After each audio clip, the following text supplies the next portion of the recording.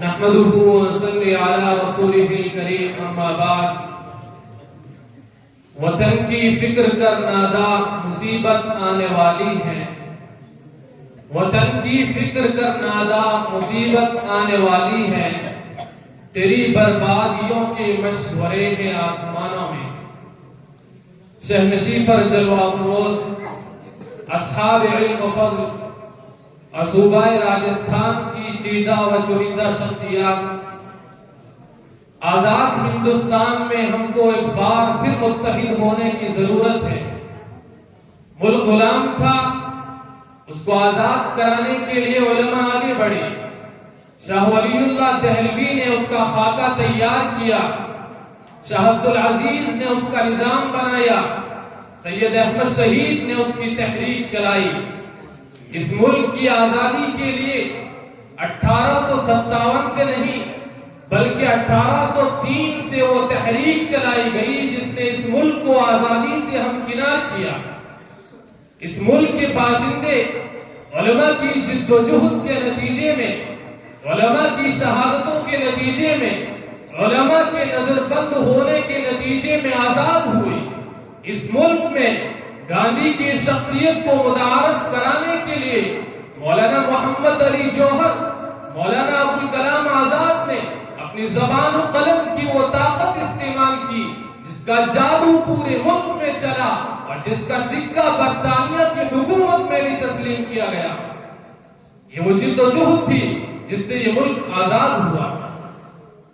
اگر لیگ اور کانگریس کے جھگڑے نہ ہوتے، اگر اس ملک میں ہمارے درمیان آستین کے سانپ نہ ہوتے، اگر اس ملک میں تفریق پیدا کرنے والی فسطائی طاقتیں نہ ہوتی، آج ملک کی یہ بدترین حالات نہیں ہوتے، بلکہ اس ملک میں شریعت اسلامیہ کا نفاذ ہوتا، اس ملک میں اللہ کے قانون کے تحت ہندو پرامن زندگی گزارتا، مسلمان امن سے رہتا، عیسائی امن سے رہتا اور زندگی گزارتا۔ آزاد ہندوستان کے مسلمانوں، ایک نئی آزادی کا دور آ گیا ہے، کیونکہ 1947 میں ملک کی آزادی جب ہوئی تو جو صورتحال مسلمانوں کی انگریزوں نے کی تھی، جس کے نتیجے میں ملازمتوں سے وہ بے دخل کیے گئے، عہدے ان کے چھینے گئے، 1947 کے بعد اس سے زیادہ بدترین صورتحال مسلمانوں کی کر دی گئی۔ یہ جرم کس کا ہے؟ اس ملک کو کس نے اغوا کیا؟ وہ کون سی فرقہ وارانہ طاقتیں ہیں جنہوں نے اس ملک میں اقلیتوں کے ساتھ ظلم کیا اور خاص طور سے مسلمانوں کو نشانہ بنایا گیا؟ وہ ایک زخم ہے، وہ ایک پھوڑا ہے، وہ ایک درد ہے جسے بیان کیا جائے۔ ایک دو زخم نہیں، جسم ہے سارا چھلنی، ایک دو زخم نہیں، جسم میں سارا چھلنی، درد بیچارہ پریشان ہے کہاں سے نکلے۔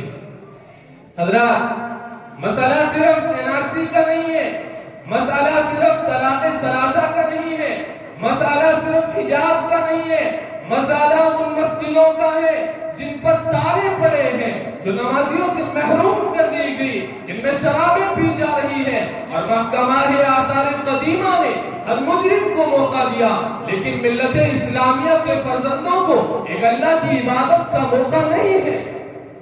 یہ مجرمانہ صورتحال مسجدوں کے ساتھ کر کے، قرآن کے ساتھ کر کے، نبی پاک صلی اللہ علیہ وسلم کی ناموس پر حملہ کرنے والے مجرموں کو آزاد چھوڑ کر اس ملت کے کچوگے لگائے جاتے ہیں، اس کو زخمی کیا جاتا ہے، اس کی عزت کو پیروں تلے رون دیا جاتا ہے۔ یہ مجرم حکومت جس نے بین الاقوامی سازشی ملکوں سے دوستی رچائی، جس کے نتیجے میں فلسطینیوں کے ساتھ دغابازی کی، اسرائیل جیسے مجرم ملک سے دوستی کر کے ملک کو اس کے ہاتھ گروی کر دیا۔ اس صورتحال میں مسلمانوں میں تم سے سوال کرتا ہوں کہ اللہ مالک ہے، آسمان اللہ کا، زمین اللہ کی، قانون اللہ کا، تم نے خدا کو اس حیثیت سے مانا، کیا تمہاری اس عقیدے کو کوئی طاقت چھین سکتی ہے؟ تم نے مانا کہ محمد صلی اللہ علیہ وسلم اللہ کے نبی ہے، ہدایت ان کے بغیر نہیں مل سکتی، کیا تمہاری اس عقیدے کو کوئی طاقت چھین سکتی ہے؟ تم نے مانا کہ قرآن برحق ہے، اس کے قوانین برحق ہے، اسے امریکہ پہ نافذ ہونا ہے، اسے آسٹریلیا پہ نافذ ہونا ہے، اسے ہندوستان پہ نافذ ہونا ہے، دنیا چاہے یا نہ چاہے، یہ ہمارا یقین ہے، ہمارا عقیدہ ہے، ہمیں مستقبل پر یقین ہے جو لوگ جیئیں گے یا ان کی نسلیں جیئیں گی وہ امریکہ کے عوام میں قرآن کی حکمرانی دیکھیں گی۔ اے مسلمانوں، قرآن پر تمہاری اس عقیدے کو کوئی طاقت چھین سکتی ہے تو تم بھی متحد ہو کر کھڑے ہو جاؤ، جس طرح ہمارے اکابر پہلے انگریز کے خلاف کھڑے ہو گئے تھے، اور ان حکومتوں کو بدل ڈالو جو تمہاری شریعت میں مداخلت کرے، اور ایسے لوگوں کو اقتدار میں لاؤ جو تمہیں اپنی شریعت پر چلنے کا مکمل اختیار دے۔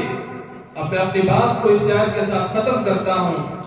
سرفروشی کی تمنا اب ہمارے دل میں ہے، سرفروشی کی تمنا اب ہمارے دل میں ہے، دیکھنا ہے زور کتنا بازوئے قاتل میں ہے۔